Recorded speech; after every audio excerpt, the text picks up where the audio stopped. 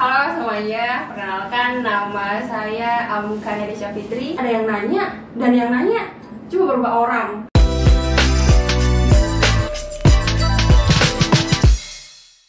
Assalamualaikum warahmatullahi wabarakatuh. Waalaikumsalam. Puji bagi Allah, salam bagi Rasul, salam sejahtera bagi kita semua. Pada kali ini kita kembali dalam salah satu proker Himaksyar, yaitu podcast Himaksyar, di mana pada podcast Himaksyar kali ini Himaksyar menjalin komunikasi atau bincang-bincang dengan para demis Himaksyar ataupun mungkin dengan mahasiswa-mahasiswa berprestasi yang ada di akuntansi syariah dan lain sebagainya. Sebelum kita berlanjut pada bincang-bincang yang lebih relatif, saya perkenalkan diri saya terlebih dahulu. Perkenalkan, nama saya Alimul Hafif dari Departemen PSDM, di mana pada podcast kali ini kita akan berbincang-bincang dengan salah satu lulusan pertama dari jurusan akuntansi syariah. Sebelum kita berlanjut pada bincang-bincang tersebut, alangkah lebih baiknya kita berkenalan terlebih dahulu dengan narasumber kita pada kali ini. Sebelumnya dengan kakak siapa? Oke, halo semuanya, perkenalkan nama saya Kanerisha Fitri, lulusan akuntansi syariah angkatan pertama, berarti angkatan 2018. Wah, luar biasa sekali angkatan pertama ya kak. Iya nih, bener, kelinci percobaan bisa Aduh, jadi, kelinci dibilangnya percobaan. gitu. Oke. Kan gini ya kak, sebagai angkatan pertama kan berarti kan jadi lulusan pertama. Iya, betul. Nah, perasaannya tuh gimana jadi salah satu lulusan pertama dari jurusan akuntansi syariah? Oke, lulusan pertama ya. Iya sih, pasti banyak, bukan hanya 1-2 orang yang nanya, banyak orang yang nanya kayak gitu. Gimana sih perasaannya jadi lulusan di angkatan pertama gitu.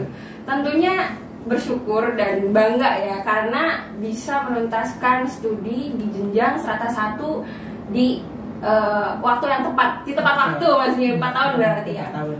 Untuk prodi akuntansi sendiri juga ya ngerasa senang, karena di akuntansi kita bukan hanya belajar akuntansi menurut perspektif Islam saja, tapi juga akuntansi secara umum gitu sih. Jadi paket lengkap lah intinya. Kalau angkatan pertama di jurusan akuntansi, ya menurut aku paket lengkap, karena bukan hanya belajar akuntansi secara Islam, menurut perspektif Islam ya, juga belajar akuntansi secara global gitu. Oke, kalau misalkan tadi kan tentang perasaan setelah lulus ya. Iya. Nah, selanjutnya kalau misalkan tujuan yang ingin dicapai setelah lulus dari jurusan akuntansi itu seperti apa? Tujuan setelah lulus. Jadi dari awal masuk kuliah, aku tuh pengen banget yang namanya bisa mengamalkan ilmu yang udah pernah aku pelajari di bangku perkuliahan. Entah itu untuk bermanfaat untuk diri aku sendiri maupun untuk orang lain. Dan di tempat di masyarakat umum maupun di profesi aku nantinya gitu kan. Jadi sebisa mungkin ilmu yang aku dipelajari, entah itu di bangku perkuliahan maupun di organisasi, bisa bermanfaat untuk diri aku sendiri dan masyarakat gitu sih tujuannya. Kalau misalkan cita-cita ya, aku nggak menuntut buat profesi A, B, C gitu kan. Yang penting ilmu aku bermanfaat untuk diri aku sendiri dan untuk orang lain gitu. Berarti secara garis besar tujuannya ingin ilmunya bermanfaat. Iya dong gitu kan. Kalau misalnya ilmunya bermanfaat kan berarti ilmu itu berkah kan. Kita bisa nih bawa tanggung jawab selama kuliah dengan membawa ilmu yang kita udah pelajari gitu loh. Oke. Ya, baik, kalau untuk selanjutnya selama masa perkuliahan, hal apa aja gitu yang masih dikenang gitu, hal unik atau hal seru apa gitu yang masih diingat gitu? Hal seru ya. Iya. Di bangku perkuliahan atau di mana nih? Ya, pokoknya selama perkuliahan di Aksyar. Perkuliahan di Aksyar, oke. Jadi kalau ketemu dosen yang friendly dan enak diajak diskusi itu sebuah kebahagiaan mungkin buat mahasiswa ya, karena emang jarang banget kita nemu yang kayak gitu. Hal seru ya ketika aku teman-teman mahasiswa satu kelas itu ketemu sama dosen yang emang enak buat diajak diskusi.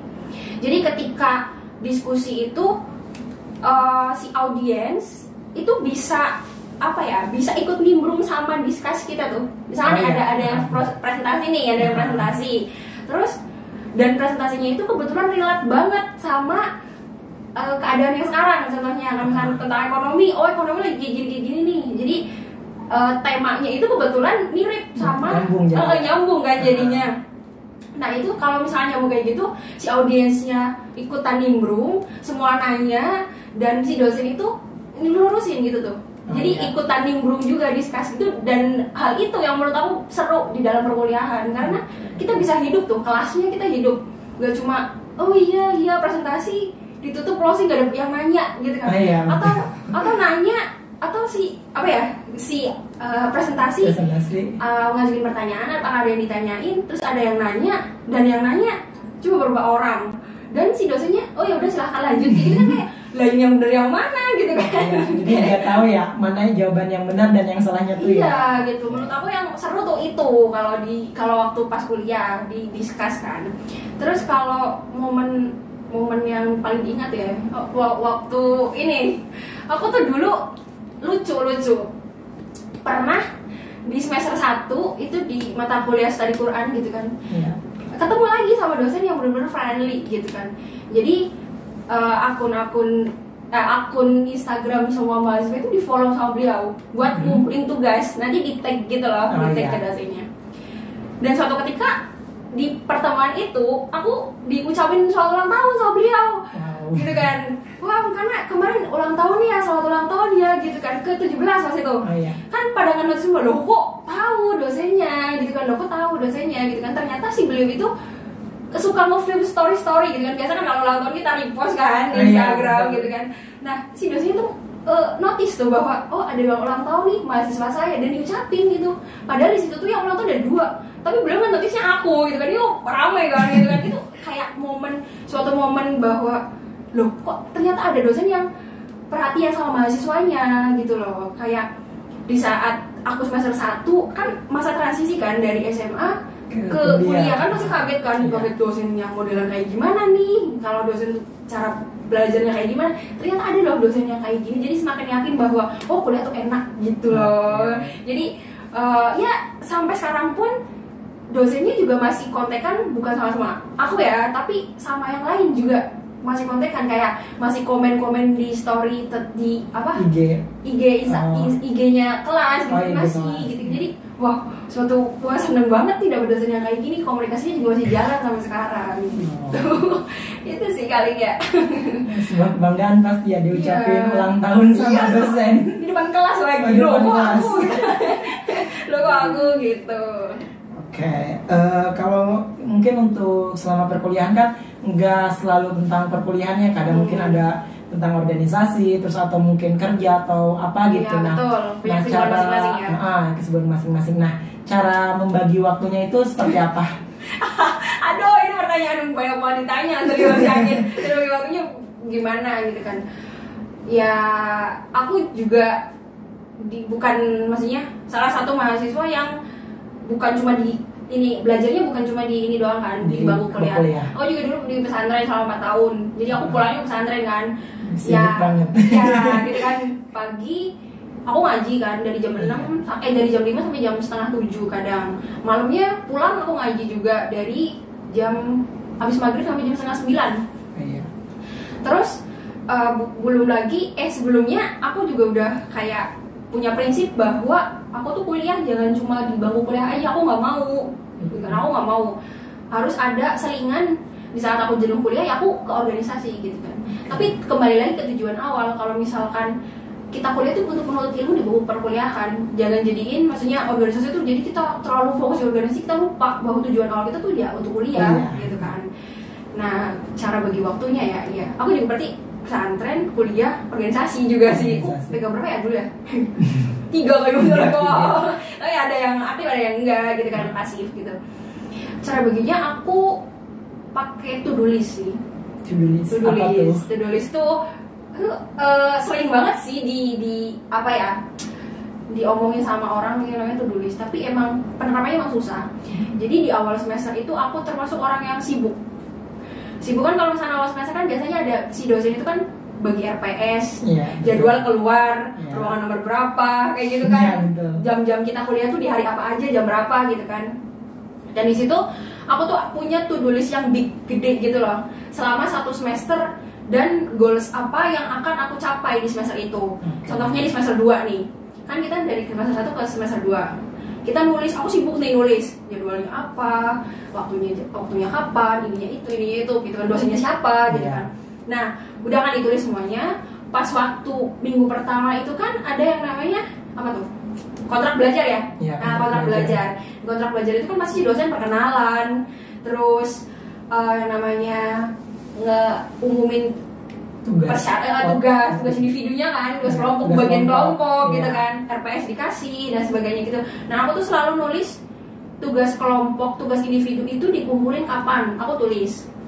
Terus tugas individunya tuh apa, tugas kelompoknya materi aku yang mau dipresentasiin itu apa, dan aku sama siapa aja gitu kan. Aku selalu tulis di situ timeline-nya, aku selalu tulis karena untuk controlling aku sendiri kan, gimana caranya biar semua jalan gitu kan. Aku punya scheduling sendiri untuk tugas yang ini tuh aku harus selesai. Misalkan tugasnya minggu depan nih, aku harus hari ini udah selesai gitu. Jadi untuk menghindari adanya rapat-rapat mendadak di organisasi gitu kan. Kadang kan kalau misalnya rapat mendadak di organisasi, kadang main besok rapat, dan kan besok kita presentasi kan, kita pusing dong kalau menjadi gitu kan. Jadi untuk menghindari itu, aku selalu to-do list itu. Dan setelah ada big to-do list itu, aku bikin juga mingguan, tempel tuh di atas lemari. Biar ingat ya. Kan kalau misalnya mingguan kan ada 5 doang kan, 5. Presentasi kan biasanya ada yang di awal, ada yang di akhir gitu kan. Jadi tengah kan, tempel nih, hari ini aku ngerjain tugas individu Ibu Diana, contohnya Ibu Diana, aku ngerjain tugas ini, materinya reksadana contohnya. Kalau aku tulis, kadang aku misalkan aku kayaknya malas, aku cek materinya dulu semuanya, nanti tak gabungin di, misalkan tugasnya di hari Minggu, aku nanti di hari Minggu aku nugas gitu. Jadi nggak ada waktu kosong waktu aku. Jadi kalau teman-teman yang lain mah sukanya, nanti masih lama lah, gitu kan. Aku mah nggak mau gitu kan, selama ada waktu, walaupun lama masih 2 minggu aja, tapi aku free, ya aku berusaha untuk aku ngerjain gitu. Soalnya aku juga nggak bisa yang namanya ngedadak ngerjain tugas, karena mindset aku kalau misalkan aku ngerjain tugas ngedadak, aku nggak bisa nggak maksimal, aku nggak pede buat ngumpulinnya, karena aku pasti nggak cross check lagi. Jadi yang penting selesai aja gitu kan. Persiapan juga gitu ya. Kayak jangan yang kayak gitu kan. Ya gitu sih, itu dulu aku pakainya. Dan istiqomah sama skripsi loh. Aduh, Masya Allah, sama skripsi. Iya, sama skripsi. Aku hari ini aku harus bimbingan sampai bab 2 nih misalkan. Aku hari ini bab 2 aku harus bimbingan ke dosen 1 ke dosen 2. Dan nyata itu selesai. Jadi skripsi aku cepet. Menurut aku cepet aku skripsi. Aku selesai di Februari kalau nggak salah. Dan aku sudah kemarin, coba bayangin ya, wah lama banget gitu. Aku nunggunya. Iya sih. Berarti intinya ditulis ya? Iya, ditulis. Ya baik, berarti untuk penonton semua, oh ya lupa, Besti Aksyar. Nyebutnya buat penontonnya Besti Aksyar. Ya, jadi buat Besti Aksar yang mungkin masih semester 1, 3 ataupun 5. Jadi tips dari Kak Amkana itu biar pembagian waktunya itu terjadwal, makanya kita tuh harus sering menulis. Apa tadi tuh? To-do list. Ya, kita bikin kotak-kotak ini, nanti kita checklist gitu kalau udah selesai checklist gitu loh. Seneng dong kalau checklist tuh. Oke, Besti catat ya. Catat guys. Besti. Oke. Nah, kalau misalkan setiap dosen itu kan beda-beda ya. Ada betul. yang baik, ada yang killer, terus kan juga ada yang kadang pelit nilai. Nah, itu kalau misalkan terus juga kadang ada yang kayak ngasih penjelasannya itu kurang jelas. Nah, banyak gitu. Nah, itu cara dari kakak buat menghadapi yang kayak gitu tuh seperti apa? Oke. Ya, biasanya nih kalau aku awal semester tuh, terus nanya dulu ke cutting apapun, ke cutting siapa, perbandingan kan biasanya. Aku nanya, dosen ini gimana gitu kan. Wah, killer gitu kan. Ini killer, bahaya nih aku. Udah mindsetnya udah jelek. Gimana? Udah killer, pelit nilai lagi. Aduh, gimana? Makin overthinking. Bener-bener overthinking. Apalagi kalau misalkan mata kuliahnya yang kita nggak paham gitu kan. Ini gimana, ini awam kan. Jadi sebenarnya kalau di aku sendiri nggak ada yang namanya, menurut aku tuh nggak ada yang namanya dosen killer sih sebenarnya. Mungkin dikatakan killer karena beliau tuh tegas, disiplin, misalkan ya tegas, disiplin, terus emang dia tuh punya ketentuan sendiri dalam hal mengajar dan agar si mahasiswanya tuh paham. Biasanya kalau yang kayak gitu tuh dibenci sama mahasiswa karena kok tepat waktu banget sih kayak gitu kan. Kadang waktu itu aku dapet dosen yang kayak gitu jam 12.30, bayangin cewek ya harus sholat harus ini gitu kan, makan belum gitu kan, dan dapet dosen yang kayak gitu. Dan kalau misalkan udah nggak datang, itu dikunci pintunya dikunci. Aduh, milih saya yang keluar apa kalian semua yang keluar gitu. Aduh, pasti berat ya kalau kayak gitu. Berat kan kayak gitu. Aduh, gimana nih? Yaudah, kalau tipsnya emang ya ikutin aja semua apa ketentuan si dosen itu. Jadi pasti juga kalau misalnya kita nurut, kita kayak ngerjain tugas sesuai sama waktunya, apa yang beliau minta itu kita turutin, ya insya Allah bakalan aman. Dan juga bukan egois ya, bukan egois sama yang penting teman kelas mah ngomong apa mau ngumpulin, yang penting apa yang ngumpulin kayak gitu. Karena ada dosen yang kayak gitu, dosen yang killer, tapi penilaian dari kelas. Berarti digabung gitu ya? Jadi misalkan salah satu nih, udah salah semua. Ada kayak gitu, ada yang kayak gitu. Jadi jangan egois kalau menghadapi dosen killer tuh, jangan kita egois sama diri sendiri tuh. Yo aku aja ya biar dikenal lah, jangan. Tapi kita juga harus bangun koordinasi sama si kelas itu, biar nama kitanya juga bagus, nama diri sendiri dan nama kelas kitanya. Soalnya biasanya kayak gitu, dosen itu, iya kelas akuntansi syariah B kayak gini, semester 3 kayak gitu kan, kayak gitu kok. Jadi nanti kena semua, nanti tembusnya ke siapa? Ke kajur. Kalau dosennya apa tadi? Yang apa lagi? Killer, terus pelit nilai. Pelit nilai. Kalau yang pelit nilai, aku kalau bingung ya kalau yang pelit nilai juga, karena ada yang kayak gini loh sistemnya, gak melihat absen, gak ngelihat keaktifan, tapi pukul rata satu kelas nilainya B semua. Oh iya, betul. Kayak apa ya? Kok bisa nggak terima kan pasti orang-orang yang ngerasa pernah nanya, pernah aku kan dia nggak terima. Yang ngerasa rajin, nilainya sama gitu ya. Nggak terima nih, gitu kan? Iya, aku juga kok bingung sih, karena emang mungkin apa ya, standar kita, kemampuan kita di mata kuliah itu tuh tidak memenuhi standar kriteria penilaian beliau. Jadi udahlah ini mah anak kelas ini mah udah dilihat dari satu orang, wah kelas ini mah ini anak ini aja nggak bisa, berarti semuanya nggak bisa.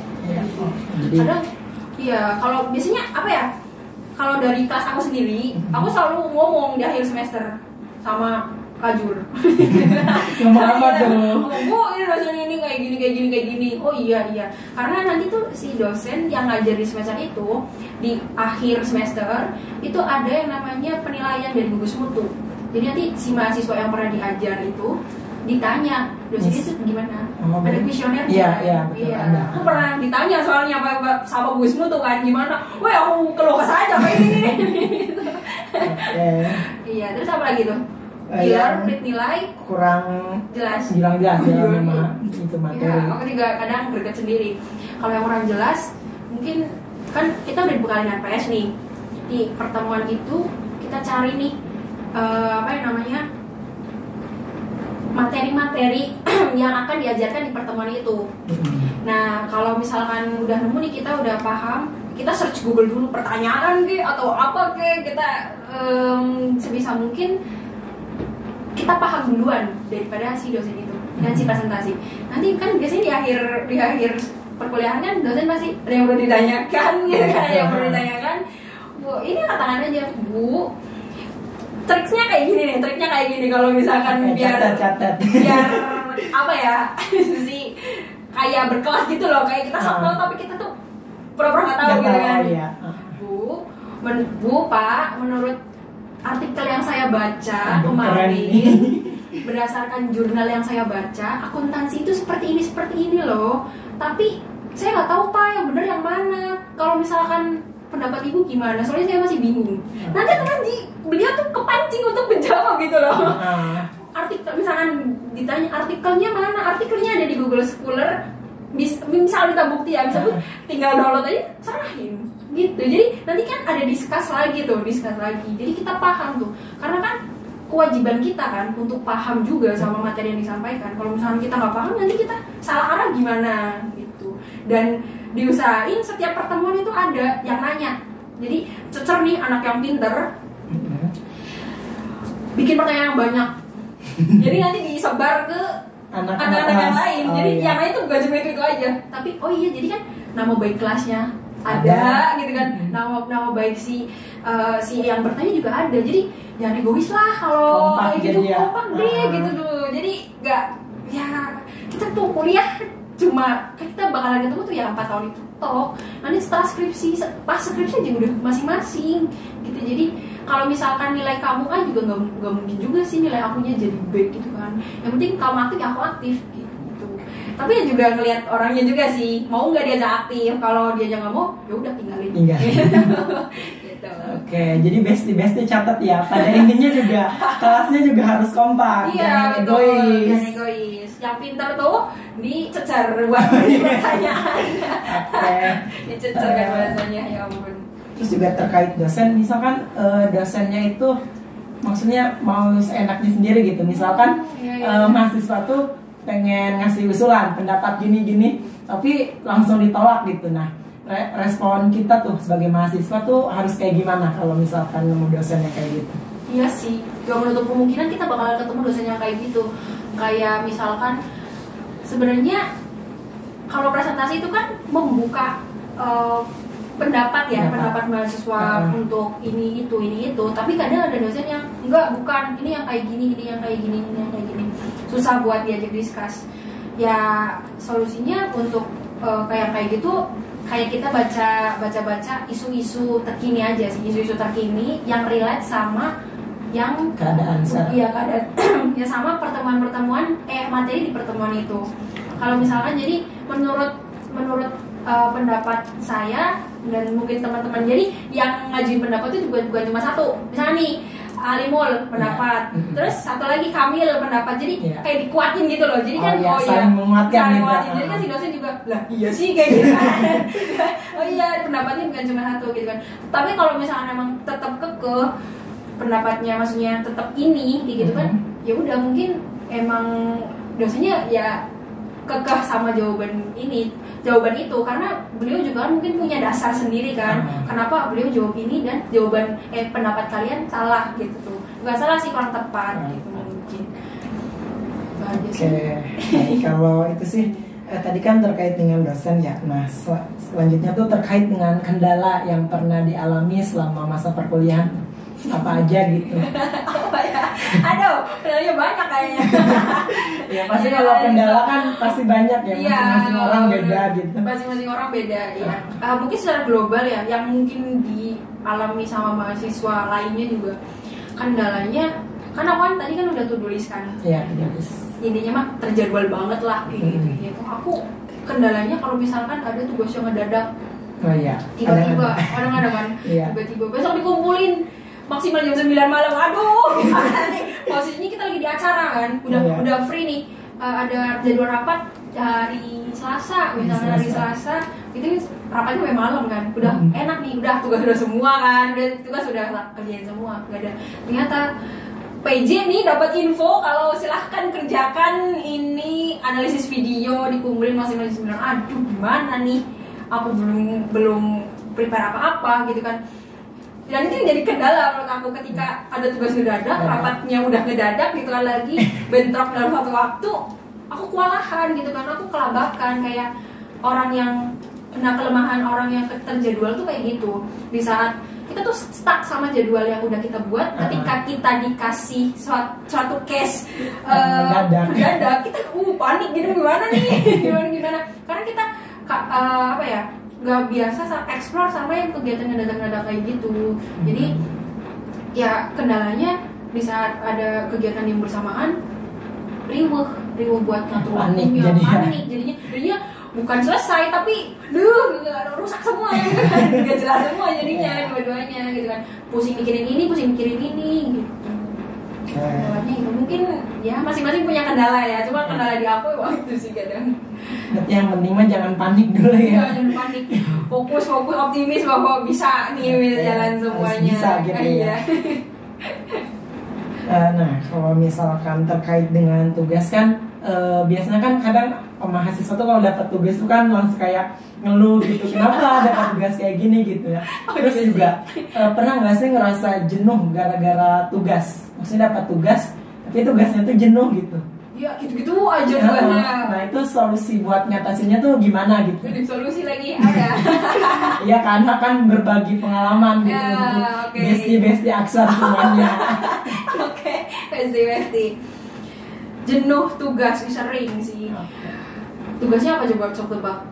Bikin apa? Langsung dah. Bikin makalah. Oh, makalah.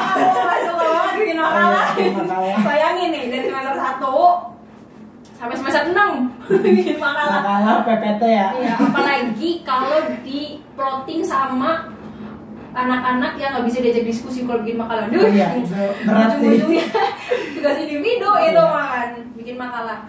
Jadi waktu aku pas bikin makalah kan kadang ketemuin sama anak-anak yang emang susah buat diajak diskus, susah buat diajak ngumpulin materi, kerja kelompok tuh males.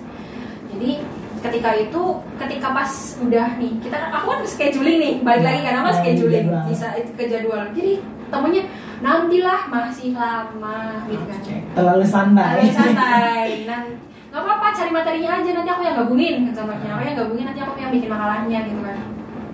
Ada yang nyelembong kalau misalkan ya udah aku aja yang gabungin, kayak aku yang cari materinya, aku cari materi kan, kamu yang cari materinya, ya udah aku cari materi kan.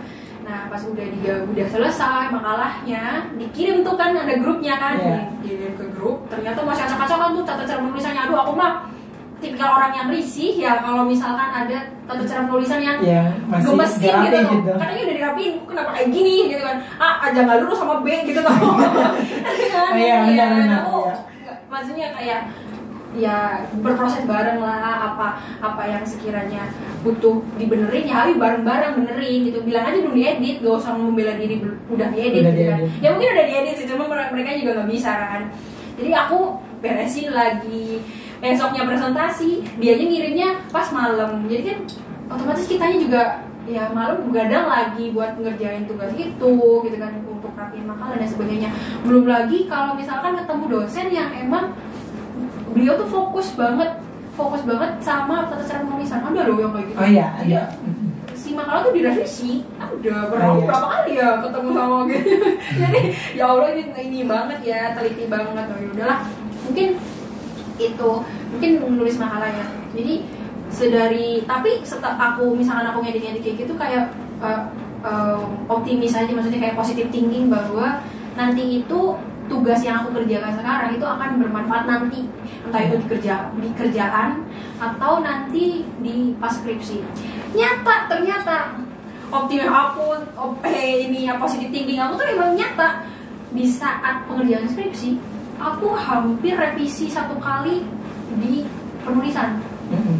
Di penulisan itu aku cuma 1 kali revisi loh. Maksudnya kan biasanya kan ini salah, lagi-lagi salah kan. Aku cuma 1, dan aku sama Bu Nining lagi. Dapat pembimbingnya Bu Nining kan. Malu kalau aku ya salah gitu. Gimana sih gitu kan. Untuk 1 kali, itu cuma 1 kali. Dan aku sadar pas nulis skripsi bahwa iya ya, ternyata yang aku jenuhin pas bikin makalah, yang aku keselin, aku setiap kali ngedit kan kesel kan. Ngedit tuh lebih susah gak sih? Lebih susah tau ngedit tuh. Karena emang udah keformat sama si laptop si dianya. Jadi kan pasti pindahin ke laptop kita kan jadi acak-acakan atau dari ini kan. Jadi kita harus ngulang lagi dari awal. Dan aku kayak bersyukur bahwa oh iya ya, pas waktu aku ngedit ini dulu pas semester 1, 2, 3, 4, 5 itu ternyata buahnya tuh di skripsi. Aku cepet banget ngerjain skripsinya karena lurus-lurus aja kan, gak ada case bahwa di materi aja, paling di materi. Kalau penulisan insya Allah aman, jadi lurus-lurus aja. Dan pas sidang pun itu kan biasanya kita dapat 2 penguji kan, satu dosen penguji 1 itu isi, dosen penguji 2 kalau nggak salah penulisan.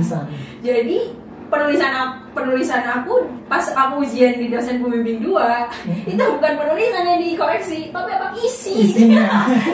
Saking udah benarnya gitu. Mungkin aku percaya diri oh ya udah bener kali ya, makanya aku nggak di komentar isi gitu. Jadi oh iya bersyukur ya, oh iya semua yang kita kayak kita rasa kesulitan apapun itu nanti ada berkahnya nanti gitu kan, ada manfaatnya nanti kelak. Begitupun sama temen besti Aksyar yang mungkin aduh ngitung mulu kali ya, bosan kali ya gitu, aduh ngitung mulu kan, kayaknya kok lagi-lagi tugasnya gini, lagi tugasnya gitu.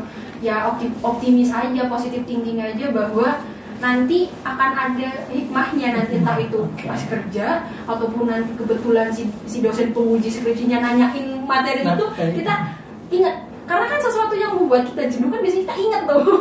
Kita ingat tuh, ingat terus. Karena kita nggak suka jadi kita ingat gitu. Oke, baik. Jadi untuk tugas gitu, sesulit apapun atau sejenuh apapun, kayak intinya kita harus kerjakan gitu, besti. Karena kan nantinya kita juga akan mendapatkan buahnya di pada hari nanti gitu, ya, pada penulisan skripsi ataupun pada dunia kerja dan lain sebagainya. Gak tahu kan bergunanya kapan kan? Yang penting kita kerjain aja dulu. Nikmatin aja dulu gitu kan. Nikmatin prosesnya. Betul. Oke, terakhir nih Kak. Pesan buat teman-teman yang masih berjuang di bangku perkuliahan. Ada apa jadi motivator itu? Apa ya? Pesan. Ya nikmatin aja semua prosesnya. Mumpung masih kuliah.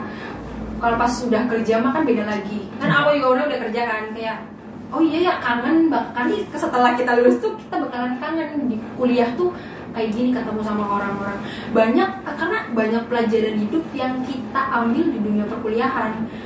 Cara kita bangun tim gimana, cara kita nanganin emosional kita gimana, itu kayak mungkin kita nggak kerasa, tapi kita nanti setelah lulus kayak kerasa banget tuh, loh pelajaran hidup yang kita, maksudnya kita tuh bertumbuh di kuliah itu, kita bisa bertumbuh dengan pendewasaan.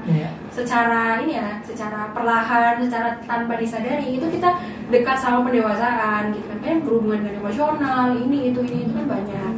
Jadi ya nikmatin aja semua prosesnya, apapun kesulitannya pasti bakalan ada kemudahan kok nantinya. Kita ya berakit-akit ke hulu dulu kan, ke tepian gitu. Terus sesuai sama moto skripsi apa sih ini? Moto skripsi. Apa tuh motonya tuh?